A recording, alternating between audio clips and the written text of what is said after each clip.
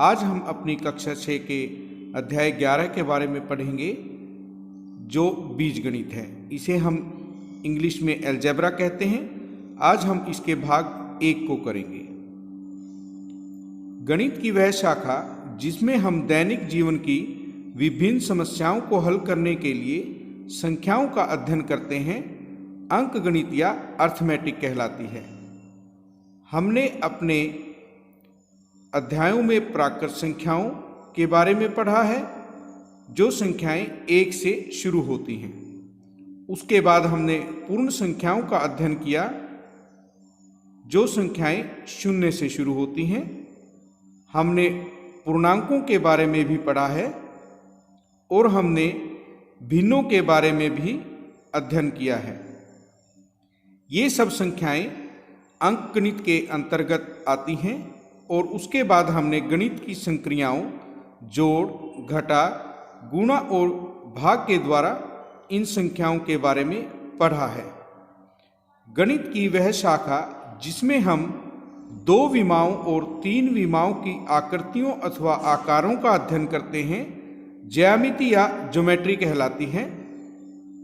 आयत, वर्ग, त्रिभुज और वृत्त, इन सभी का हमने परिमाप और क्षेत्रफल ज्ञात करना सीखा है। ये 2 डायमेंशनल आकृतियां कहलाती हैं और इसकी 2 विमाएं लंबाई और चौड़ाई हैं। हमने घन, घनाभ और बेलन जैसी आकृतियां हमारे आसपास अवश्य देखी होंगी। इनकी 3 विमाएं लंबाई, चौड़ाई और ऊंचाई होती हैं, इसीलिए इन्हें 3 डायमेंशनल आकृतियां कहा जाता है। हम दैनिक जीवन में आसपास ऐसी अनेक वस्तुएं देखते हैं जिनका प्रयोग हम गणित सीखने के लिए कर सकते हैं। आज हम गणित की एक अन्य शाखा का अध्ययन करेंगे जो बीजगणित या अलजेब्रा कहलाती है।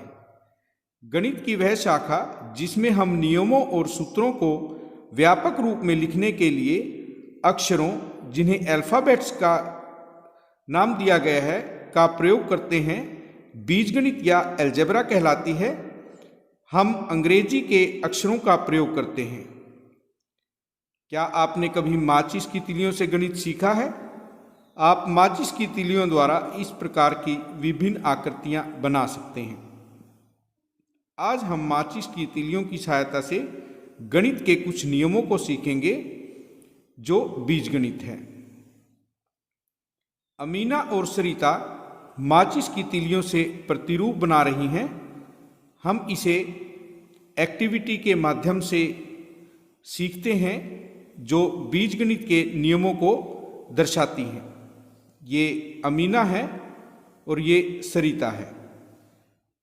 उन्होंने 2 तीलियां लेकर अंग्रेजी वर्णमाला के अक्षर एल का सरल प्रतिरूप बनाने का निर्णय किया और इस प्रकार 2 तीलियों का प्रयोग करके एक एल बनाया। उसके बाद उन्होंने 2 एल बनाए जिसके लिए 4 तीलियों का प्रयोग किया। फिर इन्होंने 3 एल बनाए और इसके लिए 6 तीलियों का प्रयोग किया और अंत में 8 तीलियों का प्रयोग करते हुए 4 एल बनाए। तभी वहाँ जतिन आता है और पूछता है कि 7 एल बनाने के लिए कितनी तीलियों की आवश्यकता होगी। अमीना और सरिता को इस प्रश्न का उत्तर नहीं पता और इस प्रश्न का उत्तर जानने के लिए अमीना और सरिता इसी क्रम को आगे बढ़ाते हुए 5 एल बनाती हैं जिसके लिए उन्हें 10 तीलियों की आवश्यकता थी। उसके बाद उन्होंने 6 एल बनाए और 12 तीलियों का प्रयोग किया। उसके बाद उन्होंने 7 एल बनाए और 14 तीलियों का प्रयोग किया। उन्होंने एक सारणी बनाई ताकि वे जतिन के प्रश्न का उत्तर दे सकें जिसमें बनाए गए एल की संख्या और आवश्यक तीलियों की संख्या को लिखा। एक एल बनाने के लिए 2 तीलियों का प्रयोग किया गया, 2 एल बनाने के लिए 4 तीलियों का, 3 एल बनाने के लिए 6 तीलियों का 4L बनाने के लिए 8 तीलियों का, 5L बनाने के लिए 10 तीलियों का, 6L बनाने के लिए 12 तीलियों का और 7L बनाने के लिए 14 तीलियों का प्रयोग किया और जतिन के प्रश्न का उत्तर दिया। इस सारणी को देखने के बाद अमीना यह अनुभव करती है कि आवश्यक तीलियों की संख्या बनाए गए L की संख्या की 2 गुनी है। आवश्यक तीलियों की संख्या को हम इस प्रकार लिख सकते हैं 2 गुना L की संख्या। यदि L की संख्या कोई अज्ञात राशि या चर n है तो हम उसे 2 से गुणा करके आवश्यक तीलियों की संख्या को ज्ञात कर सकते हैं। आवश्यक तीलियों की संख्या 2 गुना n 2n होगी। n एक चर है जो मान 1, 2, 3, 4 इत्यादि ले सकता है। यदि n का मान 1 होगा तो आवश्यक तीलियों की संख्या 2 गुना 1 2 होगी। यदि n का मान हमारे पास 2 है तो आवश्यक तीलियों की संख्या 2 गुना 2 4 होगी। यदि n का मान 3 है तो आवश्यक तीलियों की संख्या 2 गुना 3 6 होगी। इसी प्रकार यदि हमारी अज्ञात राशि या चर n का मान 100 है तो आवश्यक तीलियों की संख्या 2 गुना 100 होगी। अमीना और सरिता तीलियों के इन प्रतिरूपों में रुचि लेने लगी हैं। अब वे अक्षर C का एक प्रतिरूप बनाने का प्रयत्न करती हैं। एक C बनाने के लिए वो 3 तीलियों का प्रयोग करती हैं। वो इस प्रकार C बनाने का नियम ज्ञात करना चाहती हैं। इसके लिए 3 तीलियों द्वारा इस प्रकार एक C बनाती हैं। उसके बाद 6 तीलियों का प्रयोग करके 2 C और 3 C बनाने के लिए वे 9 तीलियों का प्रयोग करती हैं। 4 C बनाने के लिए उन्होंने 12 तीलियों का प्रयोग किया। उसके बाद एक सारणी तैयार की जिसमें बनाए गए C की संख्या और आवश्यक तीलियों की संख्या को लिखा। उन्होंने देखा एक C बनाने के लिए आवश्यक तीलियों की संख्या 3 है, 2 C बनाने के लिए आवश्यक तीलियों की संख्या 6, 3 C बनाने के लिए आवश्यक तीलियों की संख्या 9, 4 C बनाने के लिए आवश्यक तीलियों की संख्या 12 थी। उन्होंने इस सारणी को पूरा किया और देखा कि 7 C बनाने के लिए आवश्यक तीलियों की संख्या 21 थी। उन्होंने देखा कि यदि हमारे पास कोई अज्ञात राशि या चर n हो तो हम किस प्रकार आवश्यक तीलियों की संख्या ज्ञात कर सकते हैं। उन्होंने अच्छे से समझ लिया कि आवश्यक तीलियों की संख्या बनाए गए संख्या की 3 गुना है। यदि आवश्यक तीलियों की संख्या को हम निकालना चाहते हैं तो C की संख्या और 3 के गुणनफल से इसे ज्ञात किया जा सकता है। यदि C की संख्या हमारे पास कोई चर n है तो हम n को 3 से गुणा करके आवश्यक तीलियों की संख्या को ज्ञात कर सकते हैं जो 3n होगा। यहाँ हमारे पास n एक चर है जो मान 1, 2, 3, 4 इत्यादि ले सकता है। यदि हमारे पास n का मान 1 है तो आवश्यक तीलियों की संख्या 3 गुना 1 3 होगी। यदि n का मान 2 है तो आवश्यक तीलियों की संख्या 3 गुना 2 6 होगी। इसी प्रकार यदि n का मान 7 है तो आवश्यक तीलियों की संख्या 3 गुना 7 21 होगी। और यदि n का मान 100 है तो आवश्यक तीलियों की संख्या 3 गुना 100 300 होगी। आइए हम f के नियम को समझते हैं। यदि हम एक f बनाना चाहते हैं तो हमें 4 तीलियों की आवश्यकता होगी। यदि 2 f बनाएं तो आवश्यक तीलियों की संख्या 8 होगी।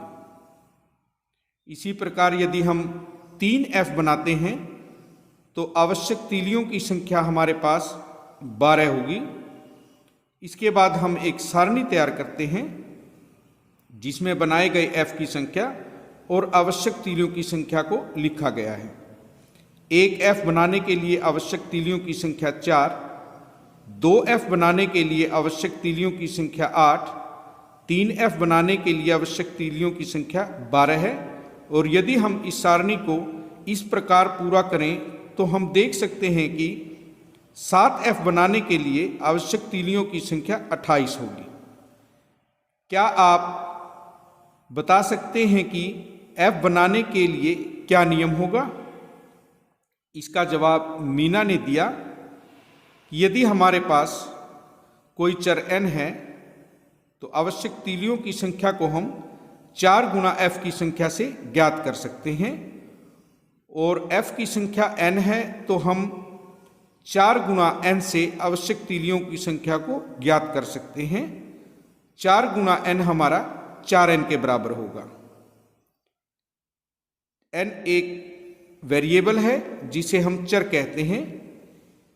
वेरी का अर्थ चेंज होता है, जिसका मान चेंज होता रहे वही हमारा वेरिएबल है, और इसे हम हिंदी में चर कहते हैं। इसका मान 1, 2, 3, 4 इत्यादि कुछ भी हो सकता है। यदि हम f की बात करें, यदि हमारे पास n का मान 5 है तो आवश्यक तीलियों की संख्या 4 गुना 5 20 होगी। यदि n का मान 10 है तो आवश्यक तीलियों की संख्या 4 गुना 10 40 होगी। चरों के बारे में कुछ महत्वपूर्ण बातों को जानना जरूरी है। हमने चर को दर्शाने के लिए L, C और F के प्रतिरूपों में अक्षर N का प्रयोग किया है। ये राजू है, और राजू के मन में एक प्रश्न है। वो जानना चाहता है कि हमने M का प्रयोग क्यों नहीं किया। आइए हम इसका जवाब जानते हैं। N में कोई विशेष बात नहीं है, किसी भी अक्षर का प्रयोग किया जा सकता है। एक चर को दर्शाने के लिए किसी भी अक्षर M, L, P, X, Y, Z इत्यादि का प्रयोग किया जा सकता है। एक चर वह संख्या है जिसका मान स्थिर या निश्चित नहीं होता। उदाहरण के लिए संख्या 5 या 100 या कोई अन्य दी हुई संख्या एक चर नहीं है, क्योंकि इनके मान स्थिर या निश्चित हैं। इसी प्रकार त्रिभुज की कोणों की बात करें तो त्रिभुज के कोणों की संख्या हमारे पास 3 होती है जो स्थिर है, इसीलिए यह एक चर नहीं है। और चतुर्भुज के कोणों की बात करें तो चतुर्भुज के कोणों की संख्या 4 है जो निश्चित या स्थिर है, इसीलिए यह भी एक चर नहीं है। परंतु हमने L, C और F के प्रतिरूपों में देखा है कि n का कोई भी मान हो सकता है, इसीलिए n चर होगा, क्योंकि यह विभिन्न मान ले सकता है या ग्रहण कर सकता है। अब हम देखते हैं हमसे किस प्रकार के प्रश्न पूछे जा सकते हैं। तीलियों के प्रतिरूप बनाने के लिए आवश्यक तीलियों की संख्या के लिए नियम ज्ञात कीजिए। नियम लिखने के लिए एक चर का प्रयोग कीजिए। हमें अक्षर T का प्रतिरूप दिया हुआ है जिसका नियम हमें ज्ञात करना है। सबसे पहले हम एक T बनाते हैं। इसके लिए हमें 2 तीलियों का प्रयोग करना होगा। 2 T बनाने के लिए 4 तीलियों का प्रयोग होगा। इसी प्रकार 3T के लिए 6 तीलियाँ और 4T बनाने के लिए हमें 8 तीलियाँ चाहिए।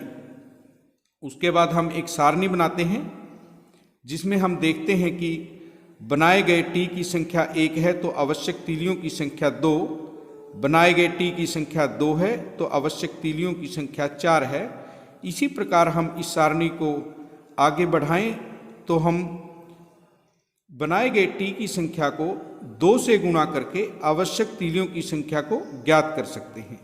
यदि हमारे पास बनाए गए T की संख्या n है तो हम इसे 2 से गुणा करके आवश्यक तीलियों की संख्या ज्ञात कर सकते हैं। हम इसे इस प्रकार लिख सकते हैं, आवश्यक तीलियों की संख्या 2 गुना T की संख्या होगी। यदि T की संख्या n है तो आवश्यक तीलियों की संख्या 2 गुना n बराबर 2n होगी। यह हमारा T के प्रतिरूप का नियम होगा। उसके बाद हमें अक्षर Z का प्रतिरूप दिया हुआ है जिसका नियम हमें ज्ञात करना है। यदि हम तीलियों से एक Z बनाएं तो हमें 3 तीलियों का प्रयोग करना होगा। 2z बनाने के लिए हमें 6 तीलियों की आवश्यकता होगी। 3z बनाने के लिए 9 तीलियां चाहिए। 4z बनाने के लिए हमें 12 तीलियों की आवश्यकता है और 5z बनाने के लिए 15 तीलियों की आवश्यकता होगी। हम इसे एक सारणी द्वारा दर्शाते हैं जिसमें बनाए गए z की संख्या और आवश्यक तीलियों की संख्या को दर्शाया गया है। यदि बनाए गए z की संख्या 1 है तो आवश्यक तीलियों की संख्या 3, 2z बनाने के लिए आवश्यक तीलियों की संख्या 6, 3z बनाने के लिए आवश्यक तीलियों की संख्या 9 और इस प्रकार 5z बनाने के लिए हमें आवश्यक तीलियों की संख्या 15 की आवश्यकता होगी। हम देख सकते हैं कि हम यदि बनाए गए z की संख्या को 3 से गुणा कर दें तो हम आवश्यक तीलियों की संख्या को ज्ञात कर सकते हैं। यदि हमारे पास बनाए गए z की संख्या m है तो हम 3 से गुणा करके आवश्यक तीलियों की संख्या को ज्ञात कर सकते हैं जो 3m होगी।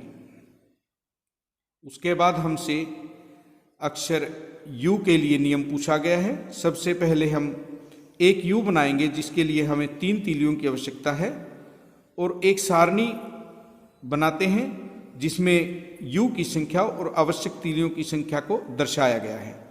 एक u बनाने के लिए आवश्यक तीलियों की संख्या 3, 2u बनाने के लिए आवश्यक तीलियों की संख्या 6, 3u बनाने के लिए आवश्यक संख्या 9 और 4u बनाने के लिए आवश्यक तीलियों की संख्या 12 है।